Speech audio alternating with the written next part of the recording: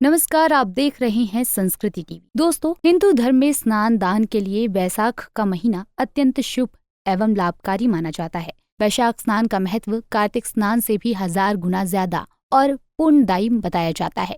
मान्यताओं के अनुसार वैशाख माह श्री हरि विष्णु का सर्वप्रिय महीना है, इसलिए इसे माधव माह भी कहा जाता है, जिसमें समुद्र मंथन करके अमृत की प्राप्ति की गई थी और श्री हरि विष्णु ने मोहिनी अवतार धरा था। लेकिन यदि आप वैशाख के महीने में कार्य या स्नान दान नहीं कर पाए हैं तो परेशान बिल्कुल ना हो, क्योंकि वैशाख माह के अंतिम 5 दिन आपको पूरे माह का फल दिला सकते हैं।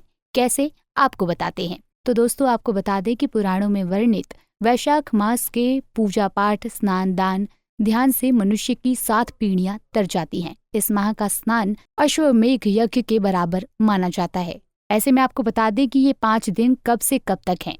तो आपको बता दें कि वैशाख मास के अंतिम 5 दिन एकादशी तिथि से शुरू होकर पूर्णिमा तिथि तक समाप्त हो जाएंगे, जिसमें अंतिम दिन भगवान के 3 अवतारों की तिथि माने जाते हैं, इसलिए इसका महत्व और भी ज्यादा बढ़ जाता है।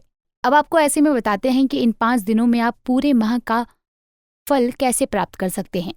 तो इसके लिए आप इन अंतिम 5 दिनों में यानी पंच अभिषेक में आपको 1 लोटा जल यमराज को अर्पित करना है, तभी आपको वैशाख मास के पंचाभिषेक का फल मिलेगा। ऐसा इसलिए क्योंकि यमराज को श्रीहरि से वरदान प्राप्त है कि वैशाख मास में उनकी पूजा के बगैर कोई पुण्य प्राप्त नहीं कर सकता। ऐसे में आपको ये जल दक्षिण की तरफ मुख करके और लोटे में कुछ बूंदे गंगा जल की मिलाकर ओम यम देवाय नमः का जाप करते हुए अर्पित करना है। इसी तरह आपको सूर्योदय से पहले स्नान करना है। वैशाख मास में सूर्योदय से पहले पवित्र नदियों के स्नान का विधान है, लेकिन यदि आप ऐसा नहीं कर सकते तो आप मानसी स्नान भी कर सकते हैं। आप घर के जल में स्नान करने से पहले कुछ बूंदे गंगा जल की मिला लें और ये सोचकर स्नान करें कि आप पवित्र नदी में स्नान कर रहे हैं।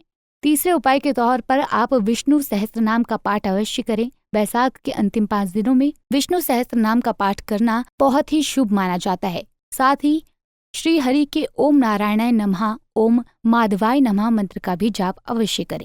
चौथे उपाय के तौर पर आप माता तुलसी की पूजा करें। माना जाता है कि इन 5 दिनों में माता तुलसी की नियमित पूजा का विधान बहुत ही शुभ रहता है। इन 5 दिनों में आप माता तुलसी को जल दें, उनकी पूजा करें। रात को यानी शाम के समय दीपदान जरूर करें। याद रखें कि एकादशी के दिन तुलसी पर जल नहीं चढ़ता है, लेकिन दीपदान अवश्य करें। 5वें उपाय के तौर पर आप पीपल सींचने का काम कर सकते हैं। इन 5 दिनों पर आप पीपल सींचने का काम कर सकते हैं। पीपल में 1 लोटा जल दीजिए, साथ ही दीपदान भी अवश्य करिए और अंत में आप जलदान जरूर करें। जलदान के पीछे की मान्यता है कि समस्त दानों और तीर्थ स्थान के गमन से जो जल प्राप्त होता है वही फल इन 5 दिनों में किए गए जलदान से होता है।